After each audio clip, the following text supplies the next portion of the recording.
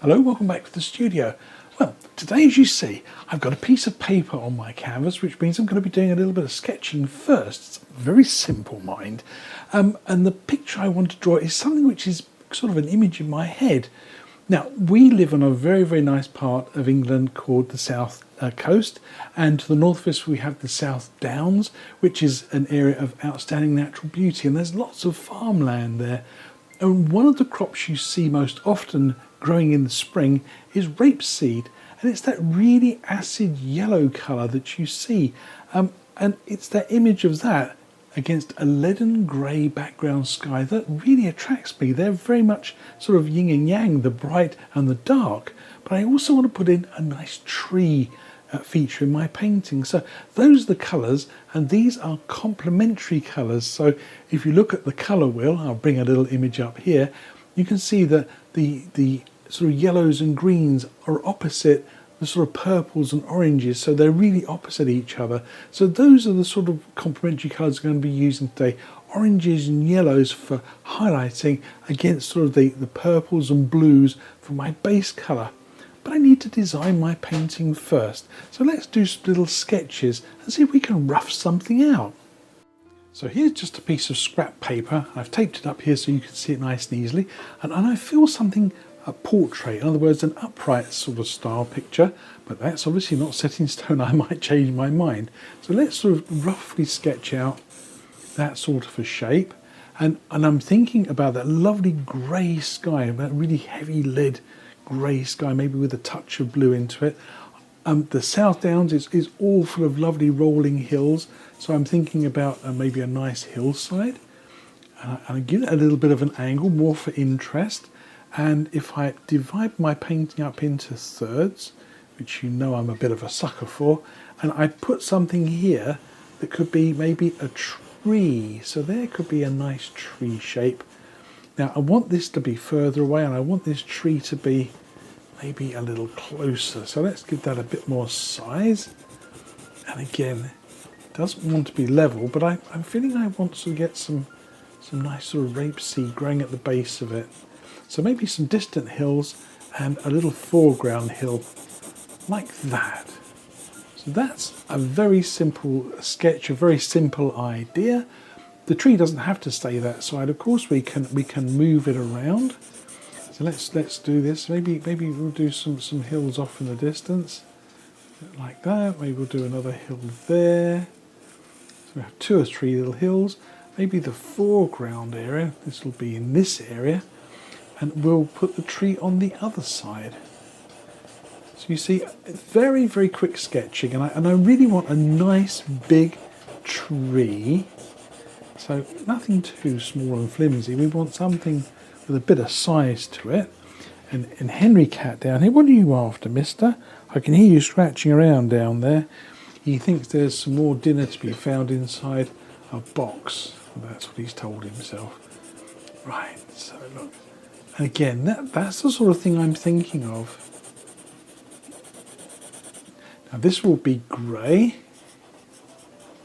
And this will be the yellow rapeseed here. So fields of yellow rapeseed. This wants to be sort of that lovely acid yellow colour. And this area here wants to be in tight focus.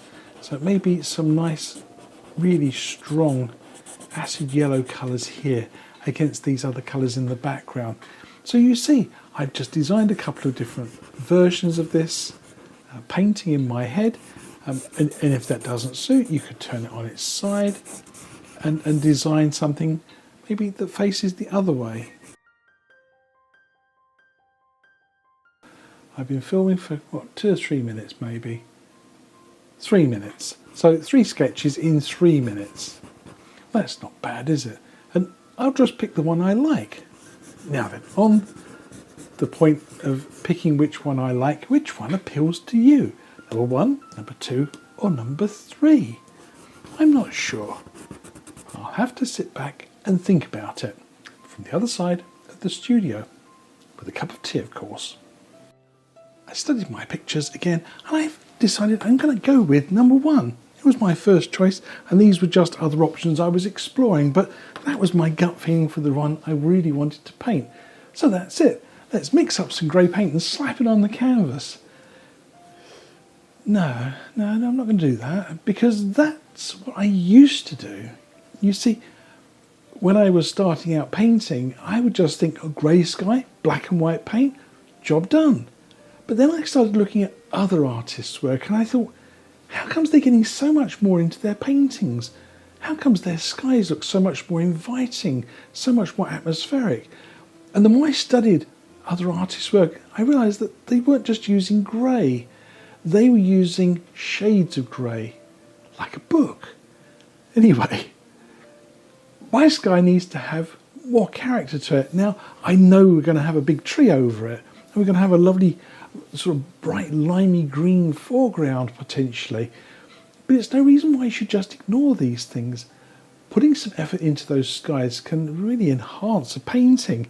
It's a bit like sort of having a boring backdrop behind sort of a great theatre presentation. Romeo and Juliet need a balcony, and my painting needs a good sky. So let's spend a few minutes mixing up some colour. Now, one other thing, because one of my lovely subscribers asked me about perspective, and as you can see, well, there isn't much of a perspective in this, is there? Foreground, horizon line, sky. If there were more bits of information in my picture that I had to be considerate of, like a foreground, a midground, and a far distant point, then a 1 minute sketch probably wouldn't do. I would probably do a more detailed version, maybe on a bigger piece of paper, or maybe a larger sketch. So taking time to sketch out your drawings is very important because, well, as I explained, you're going to be spending maybe several hours or even days on this picture. So why rely on just 1 minute sketch? So you decide whether a 1 minute sketch has got enough information in it for you, whether you need to go back and do a second more detailed sketch. I think I'm going to be okay this time. This is future me travelling back through time to past me and to tell you that I make a bit of a blunder later on. So make a special note of that little drawing I've done. It's going to be very crucial later on. Now, back through time.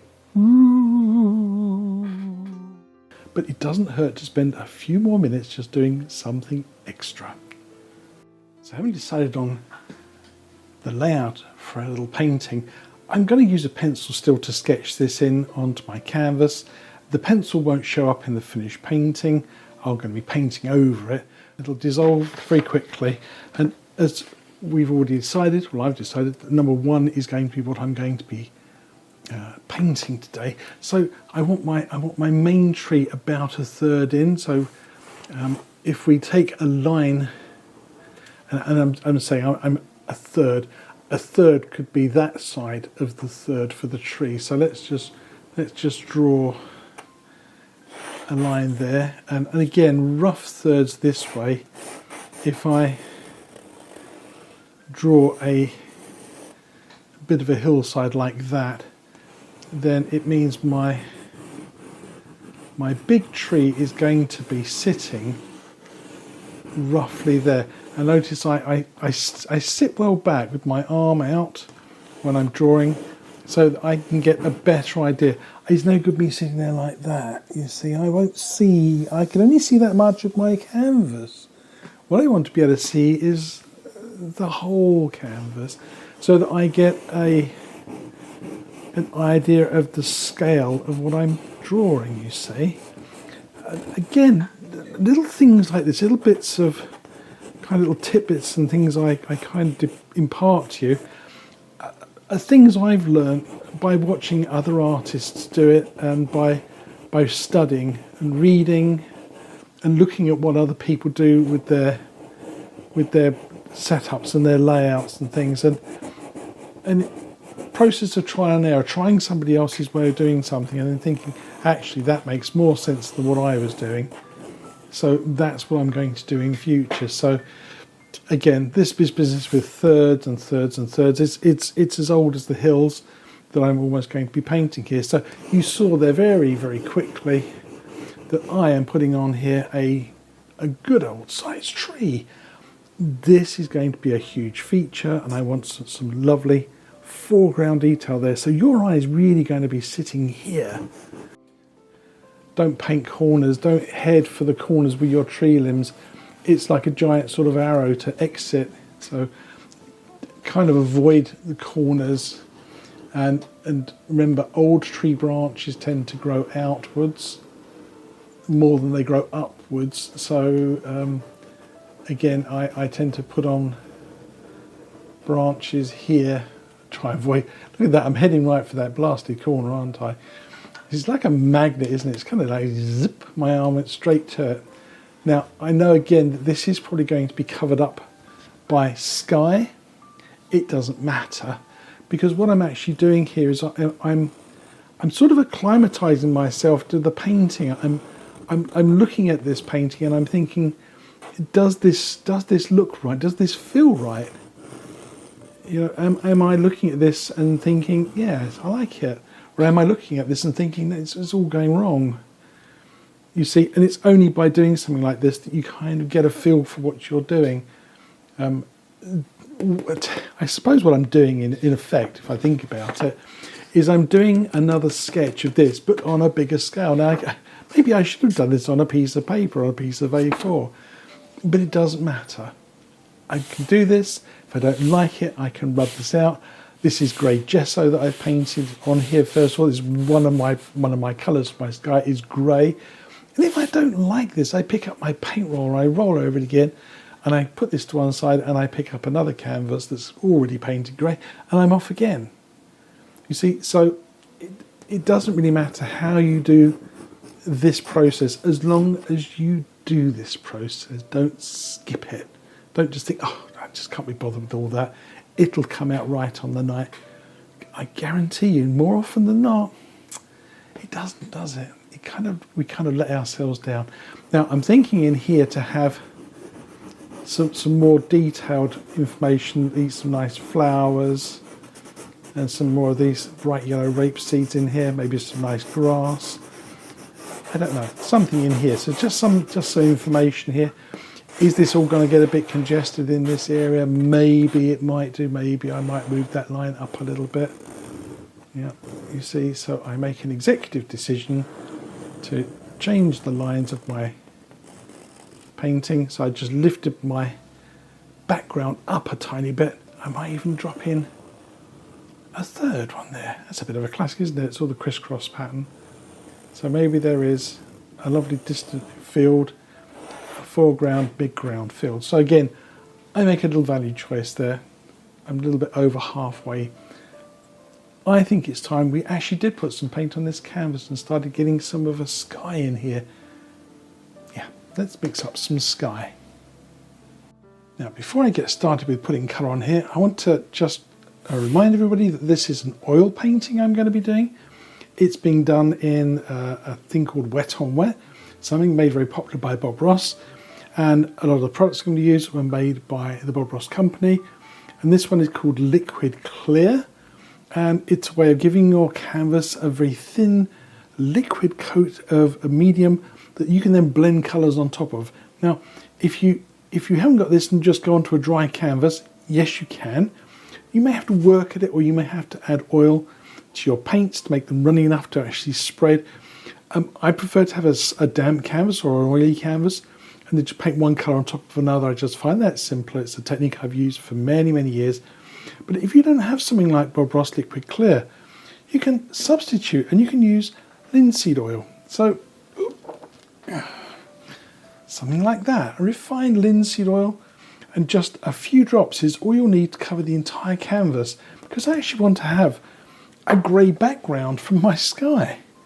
So having a grey canvas to start with is a big advantage. I'm already halfway there, and I'm going to use an old Bob Ross landscape brush, and I'm going to take just a small amount of this Liquid Clear, and I'm going to scrub it into my canvas. Now, the obvious challenge is you can't see it, but we'll get to that in a second.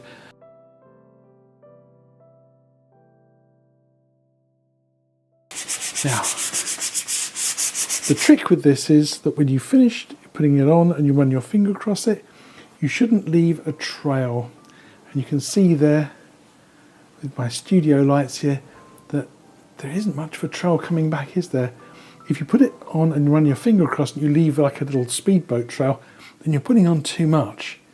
I'll cover the rest of my canvas with this liquid clear, and then we'll do a little test. And I'll show you how I use a mobile phone to test my canvas. It's a neat trick. Okay, so I finished covering my entire canvas with a very thin coat of that liquid clear. You can see my drawing has survived, but let's test it. I've got a mobile phone here. If you give it a little shake, it should turn into a torch. Now, I've done this on other videos as well. What happens when I shine my light against the canvas there? You can see a little reflection in the camera. And if I run my finger over this, you can see that there barely leaves a trail. Just the slightest mark, and that quickly disappears. Well, that's about right. You definitely don't want it any wetter than this. So let's look at my palette. As you can see, titanium white, Prussian blue, orange, and ultramarine blue. No black. That's right. If you mix orange and ultramarine blue, or orange and a blue, you'll get a grey tone. And you can change the value or how strong it is by adding a little bit of white to it.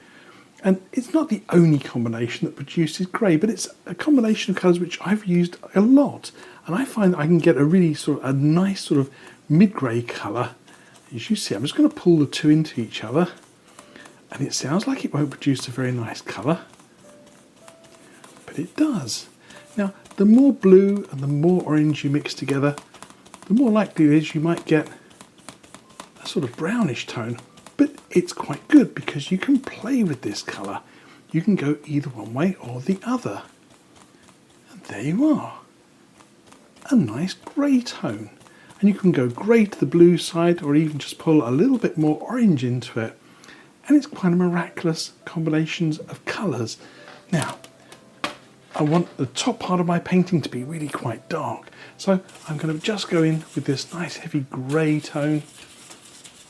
I'm not going to be too fussy about where the colour lands in terms of my tree trunk. If I leave a bit of a gap for it, that's fine.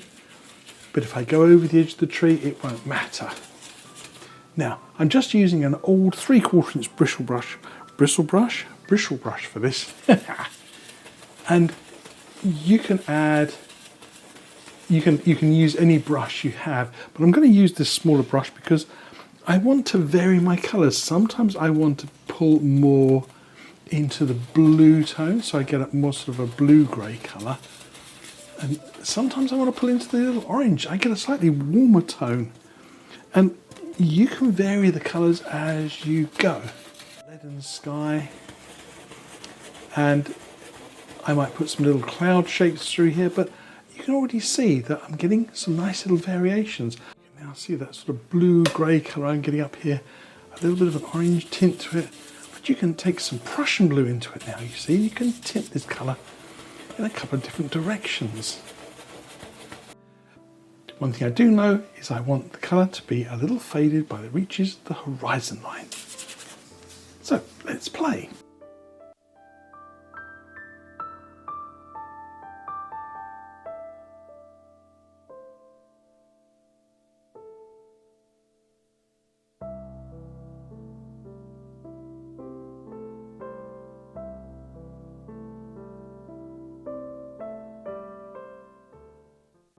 So there's the initial layers of colour on my painting, and as you can see I was quite rough and loose with it. I just blocked in my colour where I needed it because I'm going to blend it.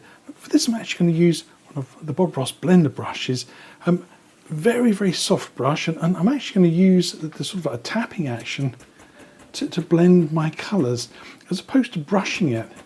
This actually gives a really super soft blend on colours. It doesn't move the paint around particularly, but you can actually sort of soften an edge and you can get rid of brush marks just simply by tapping. And you don't pick up very much paint either. So you can just tap this out say, a nice big round soft brush does a really good job. Look at that lovely soft blend of colours, and you keep all those lovely subtle shifts without moving too much paint. Now, as I mentioned, this is just sort of the first layer of colour. You can sit back and look at this and decide if you want to add more of these sort of dark, sort of leaden grey sort of colours, or not. If you want to add some clouds over the top, it's very much up to you. I do like that lovely lightness across the horizon line there. This looks like a really winter sky, doesn't it? This looks like it should be sort of heavy snow on here. You see, as you paint sometimes you get ideas about different sorts of paintings. No, I'm going to stick with my original idea of this being a field of rapeseed, but I might take a couple of photographs and keep this one to hand for future reference. A little bit of white, a little Prussian blue. I don't want to go in with the pure white colour. Let's just have a little bit of fun. And say, I just don't want this to be sort of too bright, but maybe I'll just put in a few little stringy clouds through here.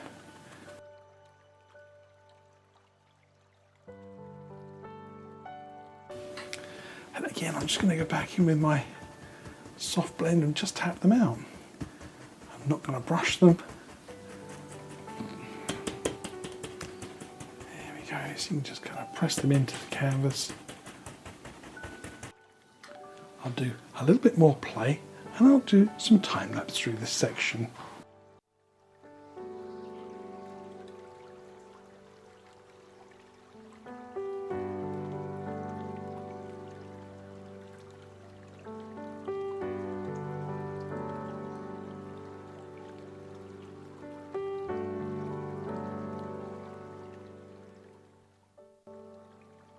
Well, as you saw in that last little section there, I got carried away. I threw a few little clouds in there. And again, I just used that little 3/4 inch brush and just tapped in some rough shapes. And then used the big sort of soft brush there just to sort of soften them slightly. I still want this greyness here though, so I didn't go too bright and too white. But wow, don't they really stand out from my painting? But I think I really want to start putting in some of those little distant fields of rape seed, and if I bring up some reference photographs here on the side, you can see it's got a peculiar sort of colour to it. It's sort of an acid yellow colour most of the time. They do have variations obviously, and some places are much more buttery yellow, but it's usually quite a cool, almost sort of lemon colour. So I'm going to have to mix up a colour from cadmium yellow and some white, maybe even a touch of sap green, just to kind of make it a little more lemon yellow. Let's have a go and see what I can make. So, I've got another one of those little flat brushes. These aren't very expensive, they're cheap and cheerful, but they work quite nicely for this sort of work. And I've got a little bit more of this titanium white, and I don't care if it's not perfectly clean, got a little bit of blue in it, that's fine. I'm going to take a little bit of this cadmium yellow, which is quite a cool yellow colour. Now, as I mentioned, rapeseed has got sort of like a cold, almost glassy yellow colour. I could add some sap green to it, see what that does, but I have a feeling if I put in a cool blue colour, maybe I'll get a bit of a yellow-green colour there. Yeah, see, I've got a kind of a nice yellow-green. Prussian blue is a cool blue colour. So you see when you add it to a cool yellow, you get a sort of a cool greenish tone. And that is sort of the colour I'm looking for. But it takes a few minutes of just blending here. Now I'm certain if I went hunting through my paints, I would find lemon yellow somewhere, but I want an almost yellow-white colour for my fields of rape in the distance. I want them to be kind of almost pale yellow by comparison. I want them to look like they're a long, long way away. I don't know if you can still see it, but I kind of have a little bit of a line back in there. And if I just touch this to the canvas, I want to see what that looks like against this sort of grey sky. And I think that's the sort of look I'm going for here. Almost sort of hurts the eye against that background sky. And I'm going to just tap this on here. It looks about right. I get a little bit more colour. And this wants to be various colours. You can go with slightly more yellow colour. So maybe it looks like the light's catching that patch a little more.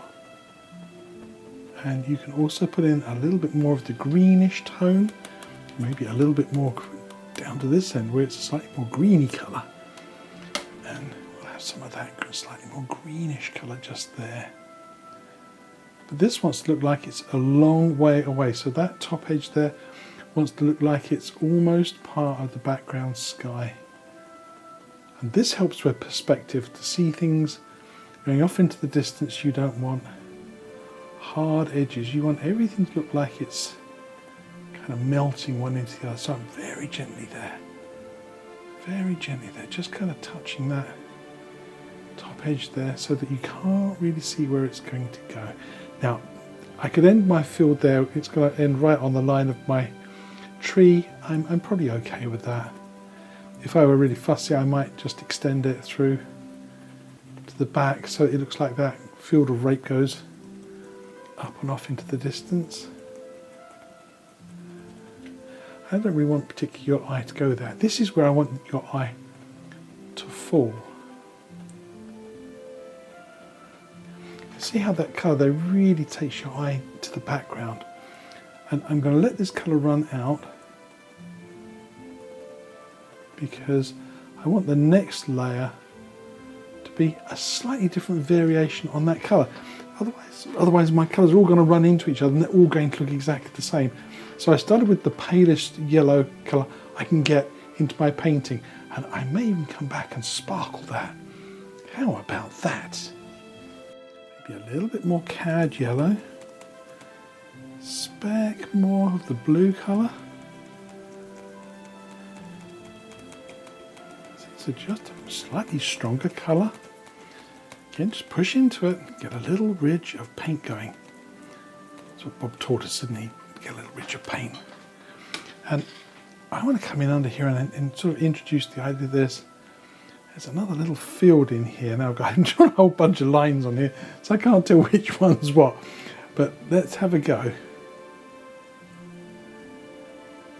You see, and that colour is just a little bit less white,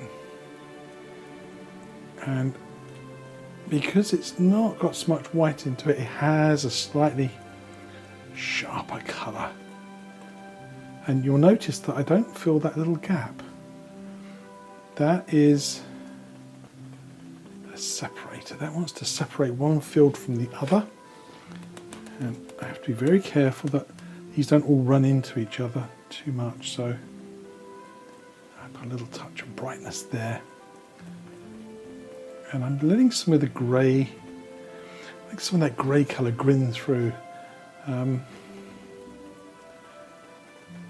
I won't rely on it just for grey. I'm going to put a little bit of a hint of green in there. But you see, these lemon yellow colours, when you look at the colour wheel, you'll see the blues and these sort of grey tones. The complementary colour to that, the opposite, are these yellow tones, which is the reason why these colours stand out against each other. They're complete opposites on the colour wheel. Now let's strengthen my colour a little bit. This time I'm going to go, wow, a little bit of sap. Look at that, didn't that jump? That's it, maybe a little bit more cad, a little more white. Slightly more limey coloured. Let's try that. Let's try a little bit of that lime colour through there. It's still erring towards the yellow side. Yeah, it looks pretty good. and I know that there will need to be a little more green through this as well. So let's take a little bit more sap green. Again, I've got a spectrum of colours working here. If you see me paint before, you know that when I mix colours, I tend to mix a spectrum from the very lightest through to the darkest, so that I can go back in and I can pick the colours I want to paint with, so I don't have to always be remixing. I've always got a broad spectrum of colours I can pull from. There you go, see a bit more green there. I think I need a little more green through my fields.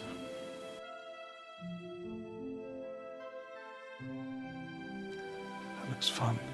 Then I've got this nice foreground area here to work on, and I need a little separator here. So I'm thinking a little hedgerow through here, something to divide these fields up, and I think something like a little hedgerow going through here might be what I'm looking for. I'll think about that.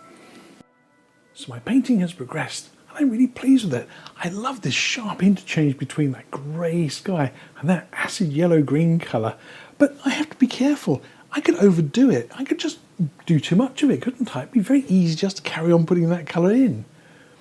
I also have to consider what's coming next. You see, you have to think a couple of steps ahead.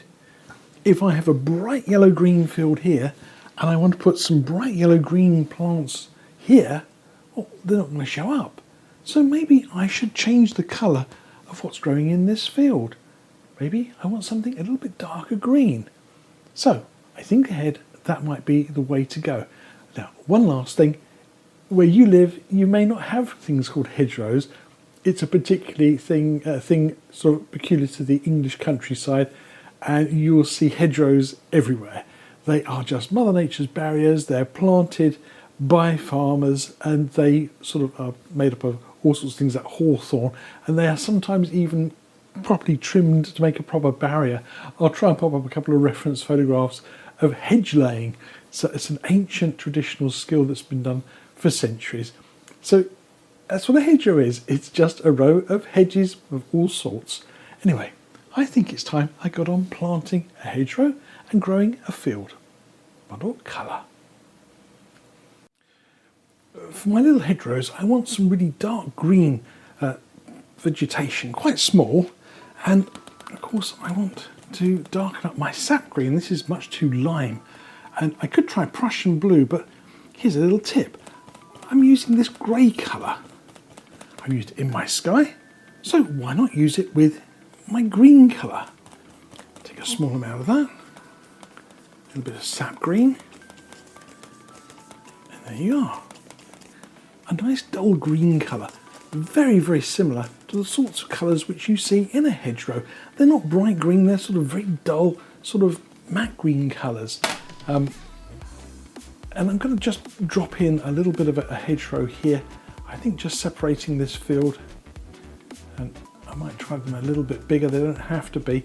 They're different sizes, these hedges. They can sort of be, they can sort of vary from sort of 5 or 6 feet tall to proper little trees in them, or they could be very neat little hedges. So they can be all sorts of shapes. There we go. I'm going to drop that in. Now, obviously, as it comes past this tree, the chances are, is it going to look a little bigger? See, that's our perspective thing, you see, and I want this to look like it's sort of getting small as it goes off into the distance. Maybe you don't even see where it goes to. Big, definitely bigger over here.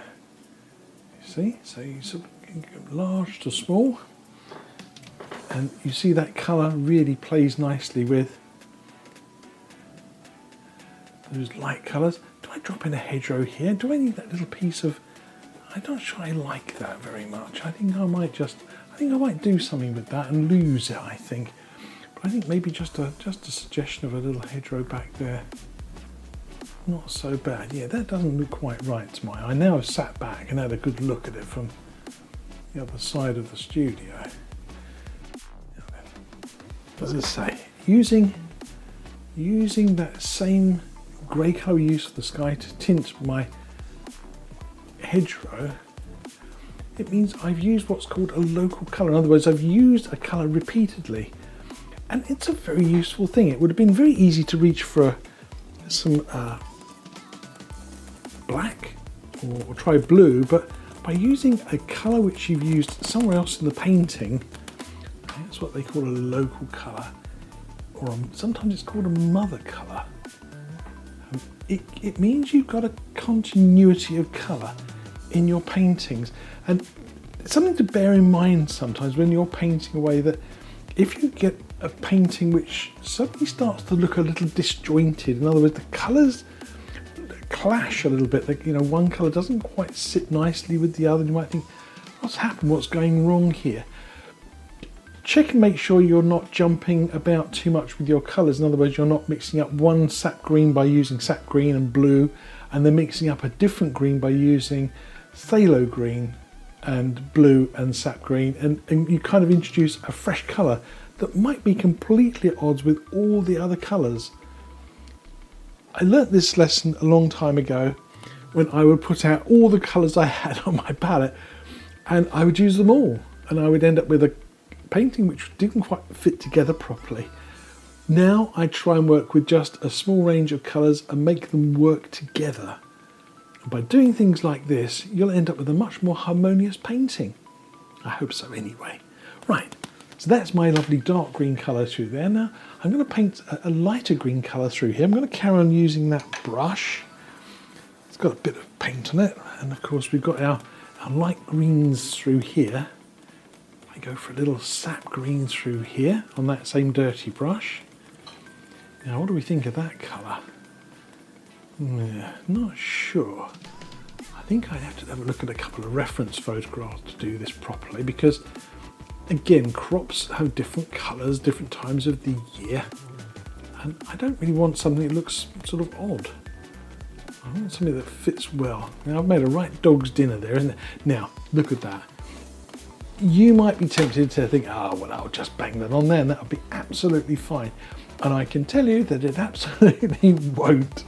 I need to do some research. Let me go and look at some reference photographs and see if I can make a good job of this, because this is kind of a key feature of my painting. Right, back in a minute. A little bit of research, and I find a companion crop to rapeseed is something called vetch and buckwheat. Apparently, that's what farmers often grow, and it is a sort of a greenish colour. Of course, it looks more like grass, but it has more of an ochre colour to it in some places, so I put some yellow ochre out. It is not a bright green colour. Now, this is low growing vegetation, so it doesn't grow very tall, and I'm going to just drop this in, and again, just think about how it's planted, maybe in rows. So if this gets a little on the stripy side, I think that's going to be okay. And we're just looking for an impression here. We're not looking for individual plants. And occasionally I will drop in a little bit of brown here, because there's obviously going to be some soil. A little change of green colour there. I like to mix it up a little bit. Remember, your canvas is still oily and wet. And I'm going to carry on building this up. Lots of little variations of colour though. Don't want just one flat colour. I might be moving this up a fraction, I don't know. This looks like a big expanse. Let's press on a little bit of time lapse.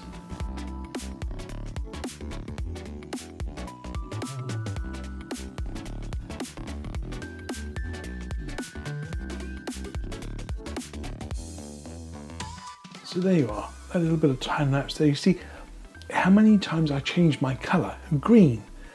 There must be 20 different shades of greens through here, and I changed my colours occasionally. I went for more ochre, then I dabbed it off and then picked up another shade of green. There's a little bit of that grey colour coming through there from underneath. Again, it's that local colour. And see, it's a field of interest. It's not just one flat colour. Now, I'm going to put a little bit of sunshine on there. I think a little bit of a sparkle isn't such a bad thing. So I will take a tiny bit of cadmium yellow, touch of white with it, not much. Give it a little push. And maybe we've got a little bit of brightness coming through here, so I've got a bit of a dark patch there, which I'm okay with. But I'm going to just put in, just in here and there, just the suggestion of a little bit of sunshine. Now, again, don't forget, we're going to put some flowers through here that are going to be bright. They need a dark background behind it. So I'm definitely not going to put any colour there that's too bright. Now, as I've been painting away, I've also been thinking about something here in the foreground. My big tree, big nice feature, lovely and strong. Lots of lovely things growing here. Maybe some more grassy things through here. But what ties this with that? I don't have a hedgerow here. But I could have a hedgerow, but it would be sort of up here somewhere. I'd lose most of my background. But I could put a fence in there, couldn't I? Again, things to consider when you're painting is adding an element that would make sense of the scene that you're looking at. Always looking for that little extra you can put into your paintings. I think maybe a little bit of a cherry fence through here might be quite lovely. Even a little bit of foliage on my tree. So I've had to think about my painting, and I think maybe a fence through here might be quite nice actually to grow things up against. It's nice long weeds and maybe some more of these little rape seeds that got over to here. But I think I might want to drop in this big tree first. Now, I don't have any brown colour on my palette. I put out Van Dyke Brown and Dark Sienna. There's a couple of options there, but you see, I think I could probably make a nice orangey brown colour using these two, some of the ultramarine blue and the orange colour. I've got some yellow on the back of my knife there. Let's scrape that off before it gets everywhere. So I think if I err towards the orange side, I know I'm going to get a nice chocolate brown colour. There we go, so you've got a nice deep brown colour. And if it's not brown enough, if I want it to go a little browner than that, I know I could put in some of the Prussian blue colour. So there we go. So I've got a nice sort of mid-brown colour. Let's try adding a little Prussian blue off to one side there. Take a little bit, and I can make myself a nice deep chocolate brown colour. It's a bit more of that Prussian blue. It will be almost verging on black. So what I've done here by using again my orange and blue, I've managed to mix those together to make a dark orangey brown colour reminiscent of dark sienna, and by then using Prussian blue into that same mixture, I've managed to make myself what is very similar to a Van Dyke brown colour, maybe a little on the black side. But it just goes to show that by utilising those colours on my palette again, that you can keep as few colours doing as many jobs as possible. And again, it just comes down to exploring the colours you mix with your paints as you go. These are colour combinations I've used before, so I kind of knew what I was going to be getting. But it's not always obvious when you put out orange and blue that you can turn it into a lot of other colours. So I'm going to take a small roll of this very dark brown colour, and I'm going to paint my tree. What I'm going to do is I'm just going to block in this tree trunk, and so I want this to be the big feature. And it doesn't really matter at this stage. My paint's been out for quite a few hours. It's getting a little kind of chunky and a bit thick. But I don't really care if I got some nice crunchy edges to it. Again, I'm not looking to create a nice smooth tree. I want a nice textured tree. Yeah, get a little bit of a hump and a lump and a bump. Yeah, there we go. I have to put a little bit of extra paint on my palette for this. Occasionally I switch to the little blade of my knife.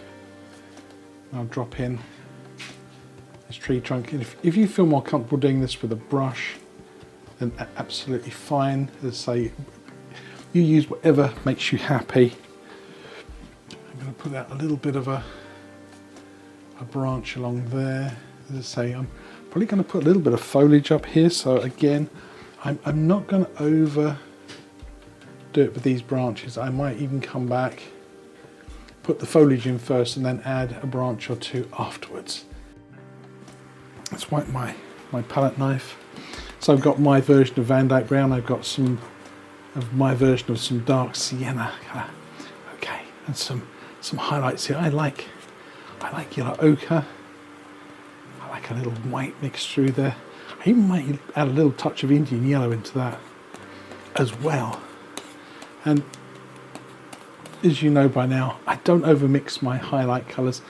I know that if I pull them into each other a little bit like that, then that's probably going to be about right, because by the time I pick some up and then put it on the painting, they'll have been kind of churned up about 2 or 3 times at least. If I overmix them here, then put them onto my painting, I'm going to end up with one flat caramel brown colour. Not terribly interesting. And I want it to look like there's a little bit of sunshine on my tree. So I'm going to pick up a little roll of that ochre colour. I want my light to be flooding from this side, and with a super light touch, I'm going to just touch my tree, and wherever that paint lands, it's the right place. Always the right place. And I vary my colours as I go. I want this colour to be a little brighter. I'll just quickly show you there. I just grabbed a little more white and threw it down. As I say, I may add some orange into this mixture too, just for fun. It's a little bit white, but that's okay. It's that kind of a sky, I think. Again, just let the knife do the work. Don't overwork the paint too much. Let the paint break. And let the colours come out of your painting. And I will resist the temptation to work my colours too hard. Now you see a little bit of grey creeping through there? Looks like it was always meant to be. I'll try and leave it. There we go. As I say, this is just one way of many to paint a tree. You choose the technique that works best for you. And if you get some value from what I'm doing and you think to yourself, well, I like what he does, then copy what I do. But there's no hard and fast to when you're painting as to which technique you choose, which one you prefer most of all. It's very much kind of up to you what you want with your own painting. And as I say, I'm just here to show you the sort of way I play with paint and how I do my trees. Now, strongly lit from the right hand side. The back side of this tree wants to be nice and dark and in shadow, and I might put a little bit of a relief line down the back. That's just like a blue grey colour. Orange on my palette, and add that into our happy little mixture. I used to pull the orange before, didn't I? Okay. Oh, look at that. Wow, that's just so powerful, isn't it? I think that's maybe, is that too powerful? Is it too much? What do you think? What do you think? You know, you just got to kind of try these things. Maybe that's the colour that you kind of wished you put in the first time round, and you think, so wow, that is just so beautiful. I'm so pleased I added that to my tree. Look at that. It could be just the right thing, couldn't it? But you decide for your painting whether you think adding a splash of orange is the right thing or not. I quite like it. I think it's fun. And that's what this is all about. Having fun, playing with paint, and don't get bent out of shape about things if they don't work out. I often tell people when they're painting that, you know, if you don't try something and have some fun with it and break it occasionally, then you're not trying hard enough. You're playing safe, and this is not the place to play safe. You need to be having fun with your paint and having a good time and not really worrying too much about what happens. My only concern is I've got to make a nice video for you. So no pressure at all really, is there? But I just want you to enjoy, as Bob would say, the joy of painting really. That's what Bob was all about. He wasn't too fussed about all the technical mumbo jumbo that goes on. and all that flowery speak. He just wanted you to have some fun with your painting. Now I think I need to put a nice little fence through here, and again I'm going to use my palette knife. Again, I'm taking a little raw of that very dark colour here, and I'm going to just touch. Now these are, again, a very traditional sort of fence that we have in this country. They're made with cherry wood, and oops, it has a certain sort of kind of twist to it. The fence posts are very, very gnarly, but these fences, they often have a dip to them, and they have a twist in them, so they are never completely straight. And so by the time I put some highlights on there and got some nice light from the side, I think that's going to work out just about right. Yeah, I just swung my camera around to the side a little bit for you there. I think I called them the wrong name actually. I realised when I was looking back, I was just filming then, I got these cherry wood fences. They're not, they're chestnut, cleft chestnut fences. That's what they're called now.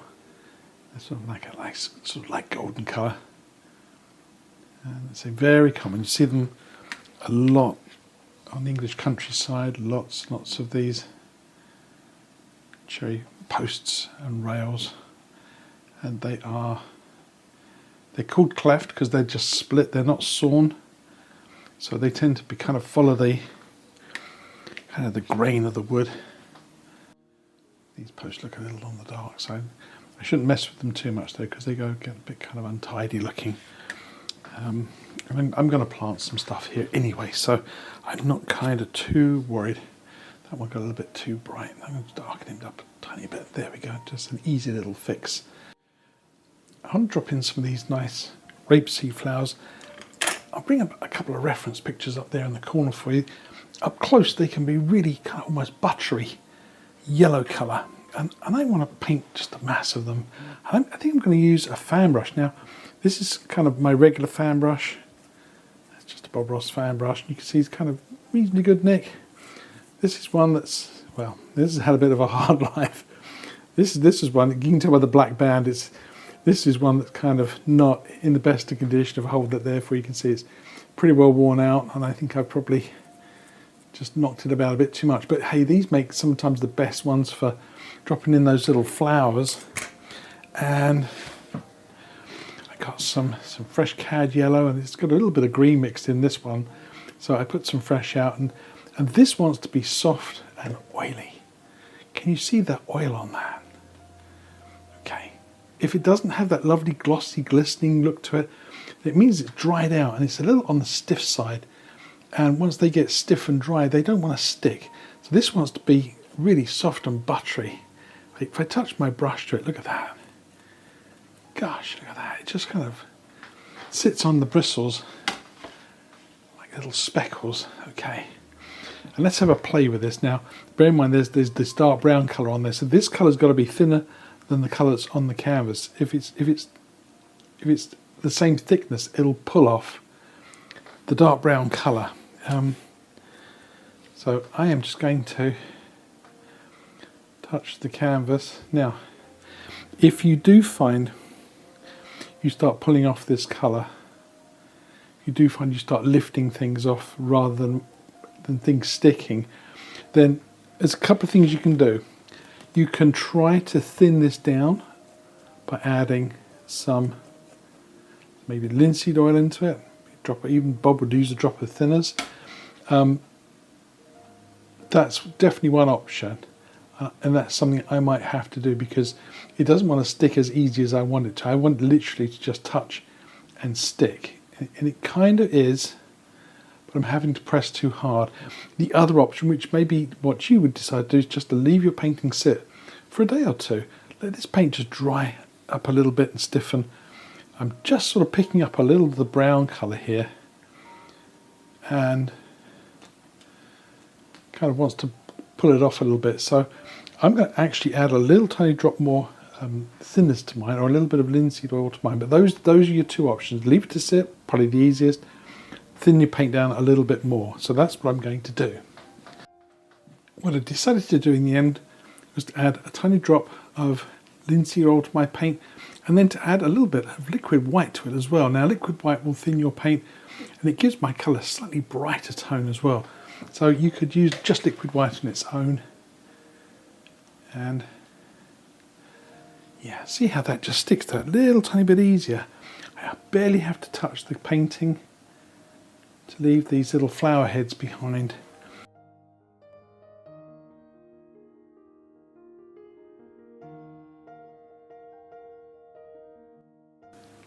See how that paint sticks so nicely. Now it's been thinned slightly. It sticks really easy. I'm going to work on this. I get some nice long grass in here too.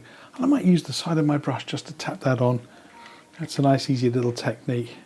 And put on some slightly darker yellow ones at the back of this tree.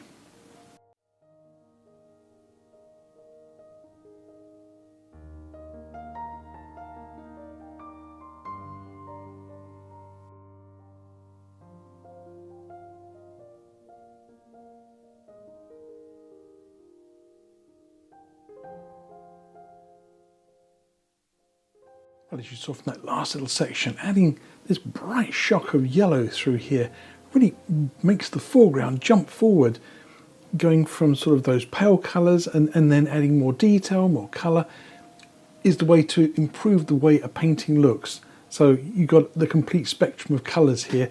I want to do something here in the foreground, but I don't really want to overdo it too much. Now, I've got some of my green colours left over, and I've got this nasty sludgy green colour here, and I've got the liquid clear brush that I started with, and I'm going to just tap on some grasses here. Now I don't really mind if I'm using this sludgy green colour. It's great for an underpainting, and as you see, I'm just going to tap this on here. I think this could be some nice sort of grassy areas, and again, follow the lay of the land.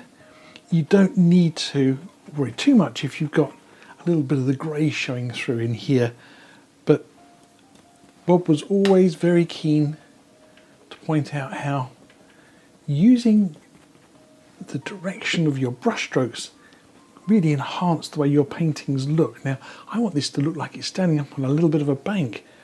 You see the angle of my fences kind of lead you to that conclusion. Strong colour, and once I've got this in place, then maybe I can get a few little highlights on top and make some nice soft grasses. There's a little bit of cadmium yellow there. And again, give that a little push. Give it a little push. And think about those angles. Follow them downhill. And as you go down, you create that lovely sort of soft, grassy vegetation that Bob was famous for. Now my brush is a little bit clogged now. I've just done all that dark colour with it, so I probably need to give my brush a little bit of a dry clean just to unbung it, but you get the idea that you can add lots of lovely little highlights and some lovely soft grassy effects on your painting. And I should bring some of this nice green colour into the foreground as well.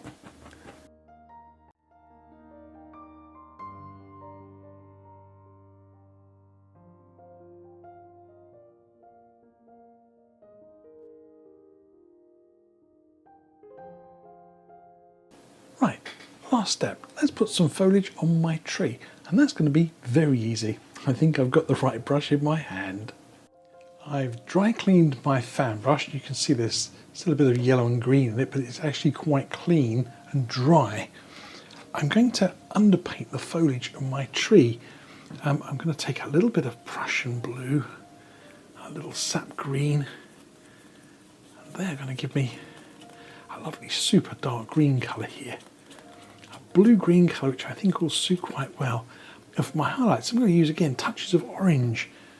Now, I didn't bother to finish this tree branch here because I knew that I would be just covering part of it with this dark green foliage. Now, this dark green colour is quite dry and quite sticky. Prussian blue is a sticky colour. It's quite a nice dark colour. And I just want to put in just a suggestion of a little foliage here. I don't want to lose too much of my lovely sky. which is quite a feature. But I do need to kind of cover up a few of these branches. And the advantage of not actually completing all the branches is that you can do things like that. You can actually just paint through a branch without picking up all the dark underpainting colour. And I'll do a little bit of this, not too much. I don't want to lose my sky, but if you find that underpainting trees using a 1-inch brush feels a little bit cumbersome, then this might be the sort of technique that you want to use using a fan brush. I think that's looking pretty good.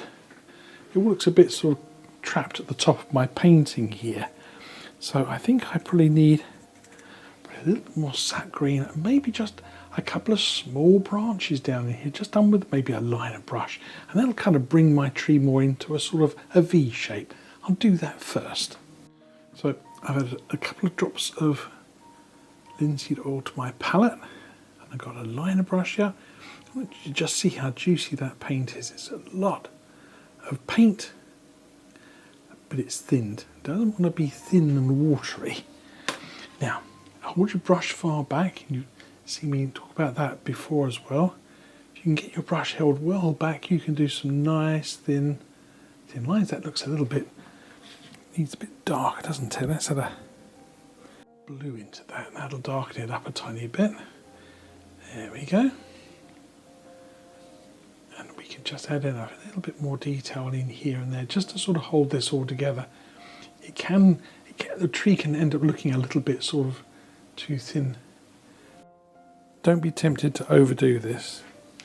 And it's easy to do it almost by mistake. So I'm going to just add a few more little touches in here and there and call it done. All I've got to do is put on a few little highlights, but nothing special. Doesn't overpower my sky. I think I should have to keep this brush a bit longer. Now, you could just leave this nice and dark, and that would be absolutely fine. Or you could decide to add a few little touches of highlight. I almost quite like it just as a dark green against that lovely sky. I might put a little sparkler or two on here, but not much. I think my painting is sort of reaching that point where it might almost be finished. Gosh, how did that happen? Right, let's stand back and have a look at it from the other side of the studio.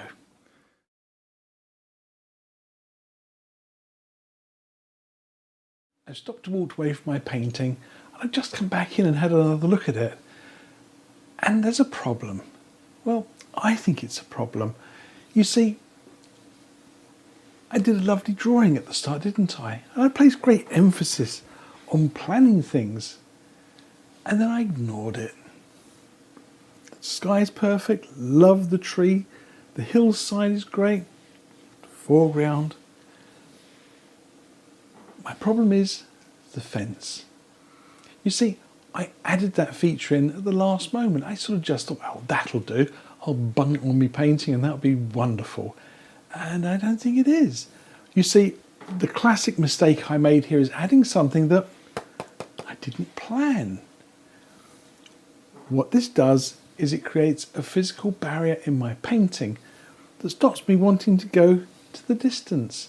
Now, I know, I can hear you all saying, oh no, you're just being a bit arty-farty about it, but do you know something?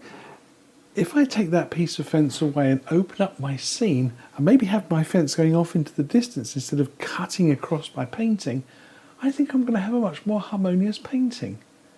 So you see, unplanned elements putting into your painting, well, they can really leg us over sometimes. So I need to undo this. Sit tight, there's going to be a bit of a clean-up going on here. I'm going to pull up a few weeds and knock down a few fence posts. So I'm armed with a palette knife and some paper towel. I'm going to unpick this part of my painting now. This fence has been sat on my painting for a good few hours, so it has started to dry in. But it's okay, I can get rid of it well enough. Now, I did consider just taking out a section of this and putting in a gate. But I'm afraid even that, when I looked at it, was just too much of a strong barrier there. So I really think that this has to go. I might have my fence going off into the distance, so I'll leave that little fella on the end there, or I might even have just sort of a bit of a broken down area of fencing. I'll decide once I've got rid of this. But you see, already my painting is starting to sort of breathe again. That sudden addition of a fence, which I really didn't stop and think about enough, has caused me a bit of a faux pas, a bit of a mistake, but never mind. One of those things, we live and we learn, and we take things off and we try again. Remember, we're having fun. And sometimes, well, we have to just make mistakes and then rectify them afterwards. Now, I already think that looks heaps better just for scraping off that paint. I'll do a little bit of repair work up here, put back that nice field in the background. I may just have it as a continuation of this part. So, there we go. No real harm done. We can fix this up and then you'll never know. There. And in case you wonder about me sort of making rash decisions like this, I actually use technology to help me sometimes. I'll bring it up here in the corner, but I actually took a photograph of my painting and then used the miracle of Photoshop to actually clone out the fence, to take it out completely and have a look at it again. So I kind of had a clue that this was going to look better without a fence. So again, use some of those technological miracles that we have, like computers and Photoshop, if you can get used to using them, and you can take things out of your painting digitally without actually touching your painting. So I was pretty confident I was going to be okay doing this. But use the tools that are around you. Now let's get on and repair this.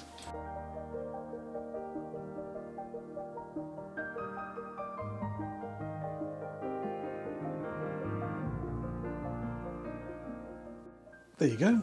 I've got a little bit of a fence post showing through here, but I've got a plan for that. I might put a little bush through here, and that will do the classic thing of actually framing the entrance to the distance. I'll do something in here. I've covered up all the fence that was in here. So yeah, I think a nice little bush here. I know it's not planned, but a little bit of soft vegetation actually would work really well for my painting. I've got a little 3/4 inch brush here, a little bit of sap green, and I've mixed it up with a little bit of my orange and a little touch of blue. So I've got a nice dark green colour here. It's the same colours I used for the little bushes at the top. And if I just put in the suggestion of a little bit of a hedgerow here, and again, just stab it in and just sort of frame that side of your painting. And as I say, I know I didn't plan this, but I don't think it's too much of a risk because I can easily get rid of it again. As you see, I will take my painting and I will try to make it work well, and if it doesn't matter. I can always undo it. Now I'll put a little bit more orange in that, just darken it up a fraction more. And I want a nice little bush over here. Comes forward of that line. There we go. See how that changes the dynamic of my painting again. But it opens the painting up in one respect because that gap's there. You can easily walk through it into the distance. I think if I put a little bit more of a statement foliage over on this side here, and that will sort of balance the whole thing up nicely. And sort of let that come forward and down into my painting a little bit more.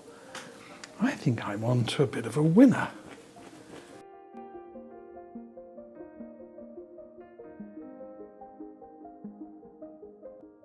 I need another feature somewhere further back in my painting, possibly a little tree back in here.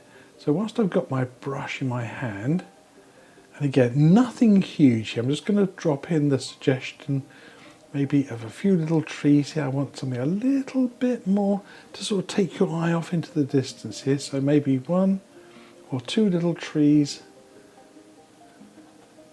And again, I've sort of got them not quite on the third, but again, it's just to sort of take your eye into the distance. It's sort of channeling your your eyes into the distance of your painting. It's something I encourage you to do with your own work when you're painting away, is to think about put yourself in the position of the viewer. It's easy to put ourselves in the position of the artist because we're the one painting it.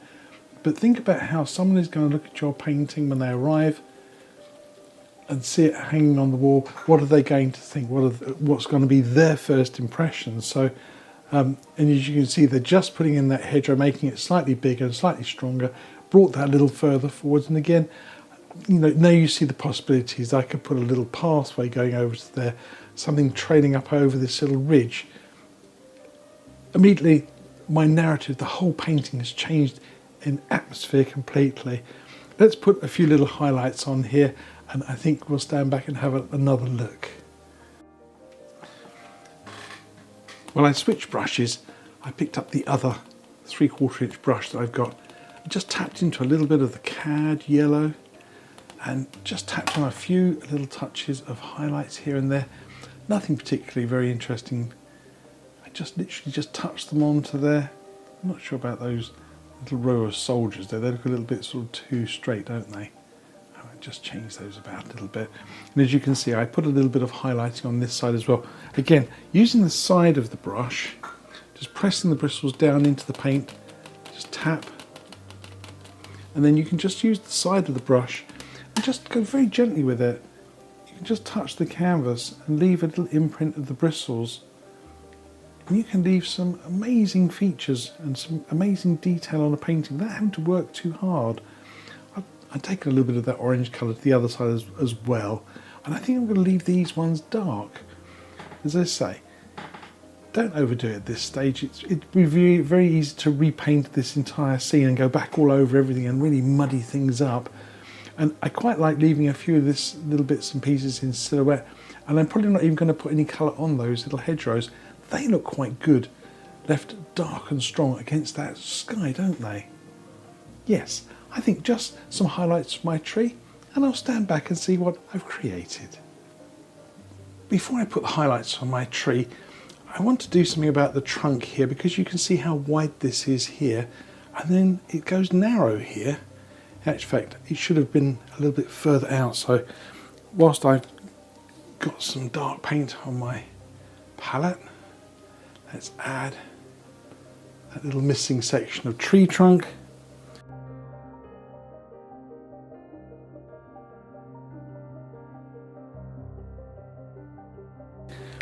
The tradition is always to have things in threes. And I think I want a branch coming out this way a little bit. So I'm going to actually take my palette knife and make it into a 3-branch tree as opposed to a 2-branch tree.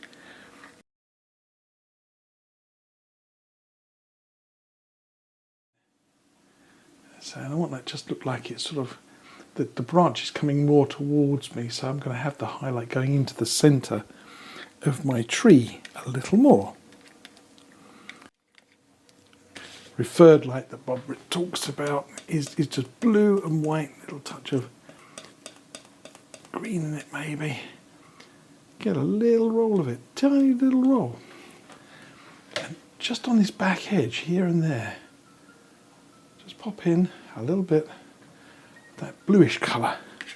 Doesn't need to be everywhere, just here and there. So it just gives the tree a little bit more kind of impact.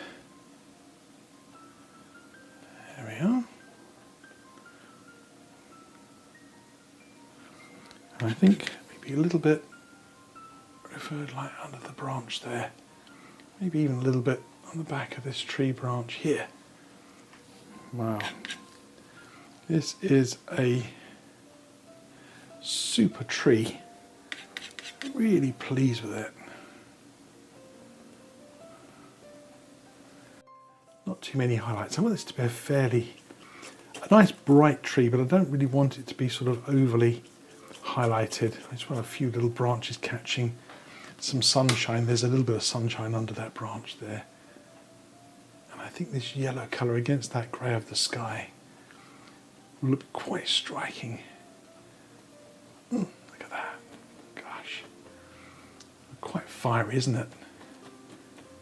Actually, this underpainting on the tree, I actually did this yesterday so that I could do this little highlight without it mushing up too much. I wanted this little highlight to be really quite fiery and bright. So I did leave my tree to dry.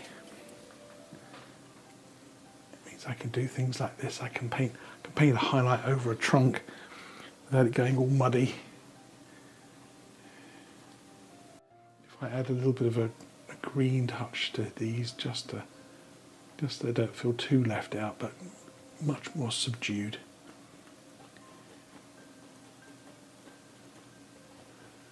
I always talk about days gone by when I was teaching classes face to face, and people would paint to the point where they got themselves into a mess. And I used to pull their leg and I'd say to them, you know, when you should have stopped that painting. I said, when? I said, 5 minutes ago. So I'm going to take my own advice and I'm going to stop painting.